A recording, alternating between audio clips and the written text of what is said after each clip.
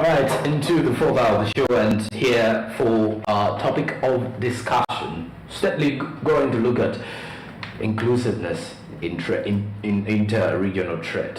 How best can our traders here in Uganda position themselves into bigger opportunities across the region? The East African community has a wider market for all the traders in the member states. Look at the DRC, look at Uganda, Kenya, Tanzania, Rwanda, Burundi, South Sudan, and the neighboring countries across the region, Ethiopia, Somalia, Malawi, all those particular countries, and the opportunities for our traders to tap into.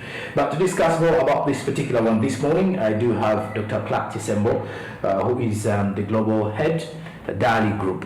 Many thanks for joining us this morning. Thank you so much, and a very good morning to all our viewers. Nice to be here once again. Okay, pleasure is ours to have you. As we look at trade, ideally at the start of this year, there was a huge implementation call for the African Continental Free Trade Area. And one of the reasons behind it was we want to see our traders expand. But how possible can this be if we are to start from, let's say, the local SMEs here? How willing are they to go global, or let's say to cross the borders? Thank you so much, and it's very good that you've raised the issue of the African Free Continental Trade Area, because it's one of the key objectives of Agenda 2063 of Africa, as set by the African Union and member states. And one of the key goals is to increase and improve intra-trade, so around regions, but also across the continent, but also continent to continent. So back to the question, you realize that in Uganda we have micro, small and medium enterprises, and we want to see that all these are part of that Vision 2063 of the African Union. But also, given that the African Free Continental Trade Area is already running, we want to position ourselves. But how can they position themselves? So I think there are a number of pointers that really micro, small enterprises need to look at. One is probably understanding the marketplace. That is the starting point, because the moment you understand the marketplace, then you're going to enhance your positioning in a trade. So understanding the marketplace is one of the key critical areas. For example, if you're an agriculturist, or if you're a miner, or if you're a small retail trader somewhere, you need to understand the marketplace, the dynamics of demand and supply. Okay. And well, some of our traders though have less information. If you look at the information regarding the market space, for example, in the DRC or that in Kenya, however much we believe there is market. But when you look at this, where do you believe the lack of this awareness comes from? Is it low desire to at least go in that market space, or something else? It's really multifaceted, because anyone who goes into business or enterprise development had better be purposed to find all necessary and relevant information towards the nature of business they're in, but also about the markets, where the markets, and not only within their community or society, but also at national level and also regional level. So information is one of the key gaps that has hindered business growth in Uganda for so many years. Let's say even the last 40 years, it has been a very key challenge. But in today's world, with the advancement of technology, you find that information is easy to come by. For example, on the utilization of the phone, through SMSs, through applications, there's a lot of information about marketplaces. But also they need to to do research or seek this information, because when I say research, many think of research methodologies, something very big. Going back to the research Yeah, back the in the time. research method back in the time. No, it's about seeking information, looking for information. Google, for example, of course, not everything that you read on online may truly be the gospel truth, but at least it gives a hint. Yeah. So let them utilize the technology, the phones they have to seek this information. But also another key, which I've realized over years in Uganda, is that remember the umbrella bodies. True. For example, the Kampala City Traders Association. That one takes over the traders in the capital. Now, 10 years ago, when I first interacted with the Kasita, right? It was a City Traders Association. Right now, it operates the whole country. That Just like the FSM, Federation for Small and Medium Sized Yeah, just Enterprises. like the Federation for Micro, Small and Medium Enterprises, just like the private sector Then we also foundation. have Uzia. There is the Uganda Small Scale Industries, the Uganda Women Entrepreneurs Association, the Federation of Uganda Plus, all these umbrella bodies. The umbrella body members come and join in order to explore opportunities. And that's why they pay their subscription and membership fees. So it's upon the leadership of such umbrella bodies to be able to also source relevant information based on the reason and objective why they exist, and then share it or trickle it down to the membership. So these umbrella bodies and networks is a good initiative, but it's good when it is making sense and relevance to the membership. Okay, when you mention the umbrella bodies here, Yeah. brings me to a situation where I want to understand. Some of the members in the association Yes. look like they were the co-founders as well during the time. Yes. So you get to realize it's very difficult for new entrants coming into that space. Yes. And others are either way vying to set up their own organizations, which is actually making it even worse Yeah. to tap into opportunities. Because now when you mention of an organization like Casita, known across the region now. So when you look at the others, how can they be a voice? How will they become a voice for these SMEs? For example, someone has just opened up a business that looks at targeting a wider market. Yeah. You're in Chikubu, you're dealing in, let's say, exporting of cotton bags, rather importing cotton bags and selling them around. But you want to tap into bigger markets. Yes. Minus looking at these particular organizations. Where are the chances? So two things is that the founders of these umbrella bodies or associations have to know the growth stages of institutions. One is that no matter whether you're a founder or founding member, there is a time when you have to let go. That new people have to come and take on the institution forward, because they come in with new ideas, new initiatives, but also following the vision that you created then, but also visions can be reviewed. But now when it gets down to the common traders, say in Chikubo or downtown, say going it alone is normally a very huge challenge, because just imagine that you're in Chikubo and you're just in your shop and you're dealing in these packaging bags. Now packaging bags, I mean, who knows you? How are you going to get into a network? You could get into it, but it's really pretty costly. Back in the years, it was even more expensive because you had to look at marketing, promotions, advertisement, which is very expensive on electronic media of the then, say the TVs and radios. Even print media was really very pretty expensive to advertise, and it was more of word of mouth or relationship and referral. But right now with the phone, social media is available, websites. Social media, you can just plug into, create even your own personal app for your small business, then involve social media influencers to multiply this information on their handles. There's lots of social media handles, the Twitters, the Instagram, the Facebook, the websites.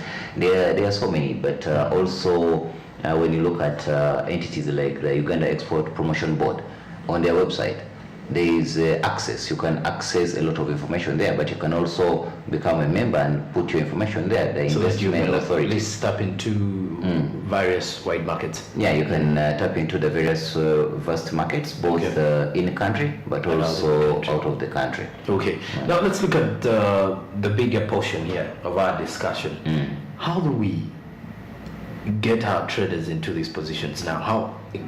Which factors should we look at steadily and see that, well, we want to see our traders grow bigger, we want to see them tap into the East African community market, we want to see them tap into the African markets, but also wider markets away from the continent. Yes. Now, which factors will be facilitating this particular call? So when looking at, for example, let's take the African Free Continental Trade Area, and it has focused on the East African Common Market, which is more of the East African region. Let's first start from there. Okay. That you're not going to plug into the regional markets unless if you have what it takes, and what it takes is the product. You look at the product or service. How much do you have that you can deliver on the market? And we're looking at mass markets. You say that Sudan is here, Southern Sudan, DRC is in, Tanzania is there, Rwanda, Burundi, Kenya, and Uganda itself. We could be 300 million very soon, if not already. That marketplace, how are you going to tap in? You need to look at production. Do you have the factors of production in place, including not only raising capital or capitalization, but also other sources, like we said, the marketplace information, like mechanization. Do you have machines to increase productivity? But also, when I talk about machines, I'm not talking about the huge industries, but also just looking at appropriate technology. Let's go to Chisenyi here. When you go to Chisenyi and you find those maize millers, they have machines considerably small, but they produce at least some tonnage, say on a daily. Do aggregate these, and they come under one association, put their maize together, and then it is, say, for example, fortified, and these are through the umbrella association we talked about.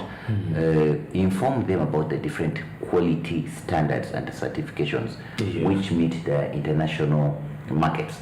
So such that no matter whether the maize came from Busoga or Eastern or Southern or Central, it arrived in Chisenyi, it's milled, it's packaged, aggregated to gain volumes, then it's traded, but it must meet those standards. But also remember the word aggregation, because when we're looking at export, we normally look at the big companies, but also the smaller companies can aggregate.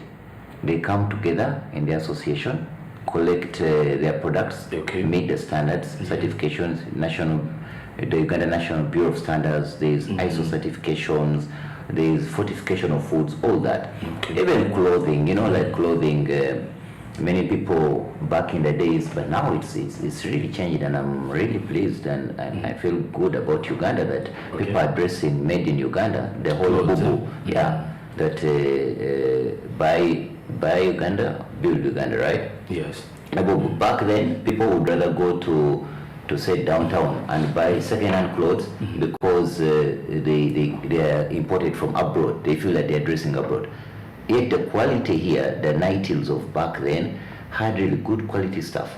Okay, but when you look at this, Dr. Clark, I need to understand, do the other countries that we look at feel that the quality of our products are worth it? Because we may be looking at expanding, yet we've not checked on the quality of what we are exporting out, or the kind of business we are taking to the other countries, or the services. When you look at a reality checker here, how prepared are we, or how ready are we as a country?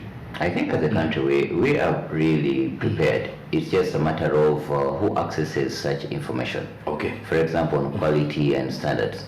UNBS, the National Bureau of Standards, goes creating mass awareness, mass drives.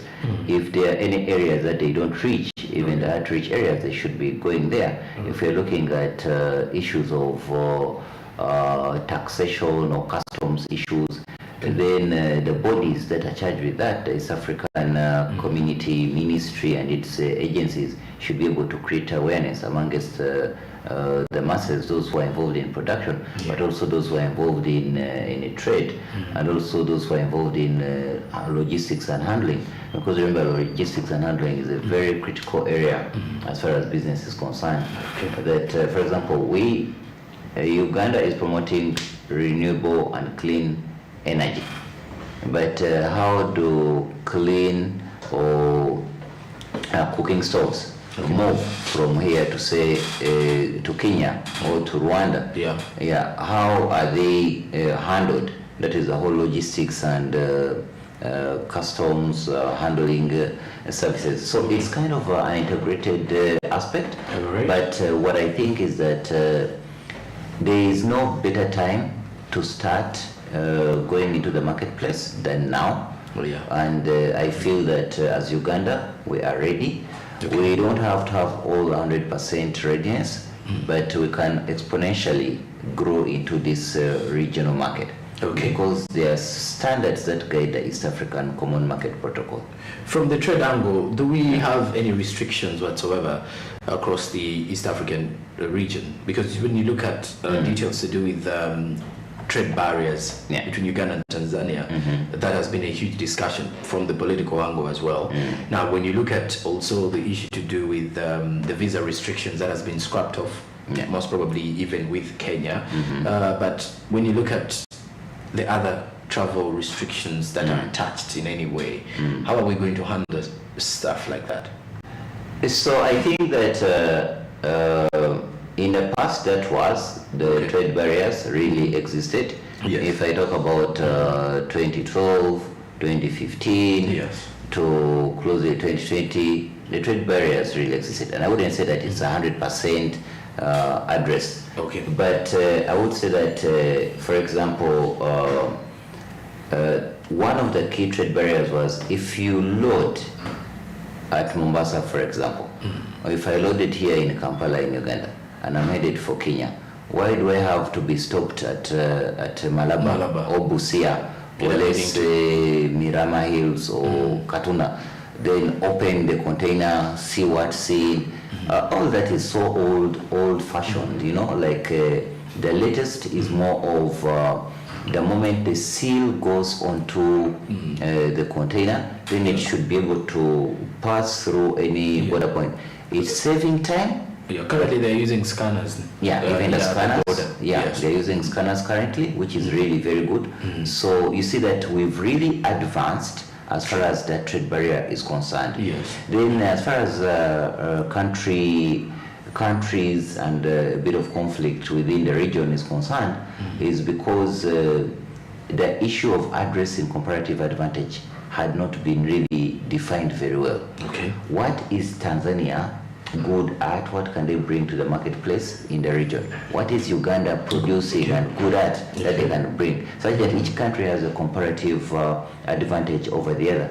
The moment you're going to let countries outcompete each other, then it defies the whole aspect of regional integration, cooperation for trade and business. So we have to look at where do we have the comparative advantage, and where can we have the lowest production costs versus vis-a-vis another country. Because at the end of the day, we are looking at the same common market, which is the 300 million persons or citizens of the region. And now, as we are summing up with our discussion here, I want to look at the next 5 years, a projection simply.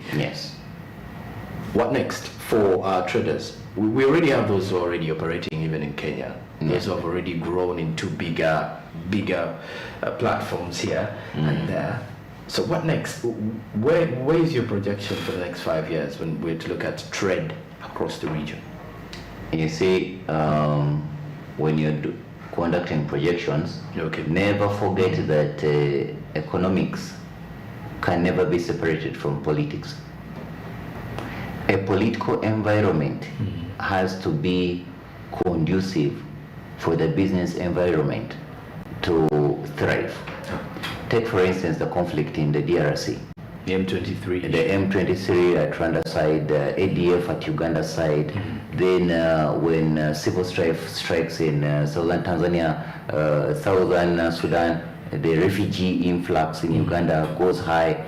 All these are political issues that distract trade and business. Okay. So you have to address one is the issue around peace, reconciliation, stability within the region. Okay. Then business can be able to thrive also without distraction and interruption, but also increasing financing, for example, domestic resource mobilization, like inject more money in production where we have comparative advantage as countries, whether it's Uganda or Kenya or other neighbors. Okay. And also attraction of foreign direct investment. But when attracting foreign direct investment, we need to be on equal footing. Gone are the days when there's a donor-recipient relationship. Right now, it's a win-win. You want to invest in Uganda, come and sit at the table, set the terms and conditions which globally accepted and also nationally accepted, and then we do business. Yeah, and I think that's what the future holds for the next 5 years. A couple of weeks ago, we were in Abidjan, and we're looking at the African Investment Forum, and Africa is ready to trade with the world. Okay. The COP27 recently, which just ended up in Egypt, has also enhanced Africa to invest in carbon credits, but also renewables, but also see alternative ways of how to manage the current resources, which could be a disaster to climate, and also human capital. Don't forget human capital. That scale up the human capital to be able to understand how to do business. I lived in Kenya, and I used to feel so bad when I used to hear people say that Ugandans are so laid back, lazy. Most of them do say so. Yeah, because when you look at the professionalism of the Kenyan people, their rate of work is quite different from ours. We tend to take more time to rest than actual working. I think that was, but also it is inclined and deeply rooted in the culture, traditional norms, and upbringing of the Ugandans. Of Ugandans. Okay. That you're brought up with this mentality of like you're supposed, you don't speak out. You know, like there's no speaking out, even if you feel suppressed or oppressed, whether by a parent or business society or community, or whether by the boss, supervisor or manager. You just keep quiet, go and hang into your stress, and that is it. But the motivation is being affected. In countries like Kenya, right from grade 1, which is the primary, P1 here, primary 1, it's like the first thing is speak up, be agile, be proactive, go out there. And the rate of innovation is really fast. And because of that, the agility. So when I used to hear that, because I live in Kenya in my early 20s, and it really changed a lot of my mindset. But also, initially I thought that I was different, growing up in a very business-oriented environment. That for us it was about you either into business, survival, or you sink. So you have to think very super fast. And I was thinking that maybe am I in the wrong place being in Uganda? But I realized in Kenya that no, it's normal. That's how life is. And I think the current generations, the Generation Z, the Generation X, have really adapted to that. You're going to see a mass change. Millennials are a little bit laid back because of culture, tradition, but the millennials will come to pass at some point, and the Generation Z, X are going to take over this economy, and for them, it's not about employment, that go to school, get grades, look for a job, sitting there, comfort zone. For them, it's about business and money. Technology has gone really very high, and to them, it's more of agility.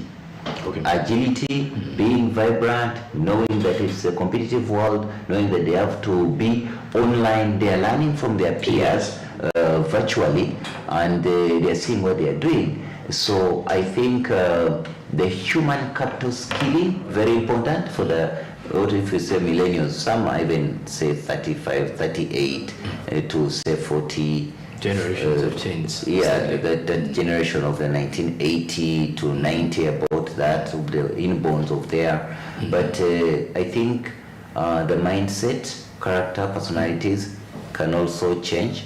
Of course, it's a gradual process, but you can't force one to change. It's about them, what they feel. Yeah. If they feel that they are fit for the business world, then they go. You either shape up or shape out, because with the technology and artificial intelligence, trust me, you're going to find, for example, comfort zone of banks, corporate world, and all that is going to fade away. Where there were 50 people, you're going to find about 8 or 9 doing because the technology is going to fit in and do everything. For so in example, simple terms, your projection with trade across the region will entirely be shifted. there is going to be a very large paradigm shift as far as doing business is concerned, including technology enhanced business practices, and the earlier adoption is taken up, the better for everyone. Otherwise, you'll find that the world is moving faster than some people, but either they fit in or they are left out, because that's how the nature of business, that's how it is. All right. Dr. Clark, many thanks for joining us this morning. Thank you so much. And it's been very inclusive, I should say. Inclusive discussion as Thank well. you for appreciating. Okay. And to all our viewers, we've been looking at how best the traders in Uganda can position themselves into regional trade. Not only regional trade maybe, but also the continental trade, and furthermore look at the intercontinental trade. I've been having Dr. Clark Tisembo, who is the global head Dali Group, giving us more of the discussion here, taking us through that. After the break, we do continue with more Smart Links Business. Good morning.